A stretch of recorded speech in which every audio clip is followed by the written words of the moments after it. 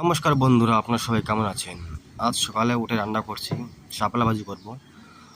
ওই জন্য প্রথম তেল দিয়ে দিলাম। তেলটা গরম হওয়ার পরে জিরাগুলো দিয়ে দেবো।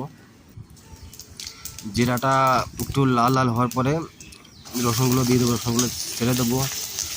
তারপরে এই শাপলাগুলো ওর মধ্যে দিয়ে দেবো। এইভাবে কি বন্ধুরা শাপলা ভাজি করে? আমি কিন্তু জানি না, প্রথমবারই ট্রাই করতেছি, প্রথমবার শাপলা ভাজি করলাম।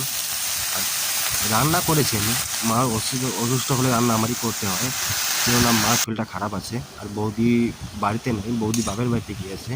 ওই জন্য রান্না আমারই করতে এখন প্রায় সকালে, রাত্রেও রান্না আমারই করতে হয়। কী করবো বলো বন্ধু, দুরম মায়ের শরীর খারাপ, তো রান্না করতেই হবে, কোনো উপায় নেই। কিন্তু শাপলা এরকম ভাজে তো, আমি প্রথমবার ভাজলাম, জানি না খেতে কীরকম হবে শাপলাটা। শাপলা ভাজা কমপ্লিট।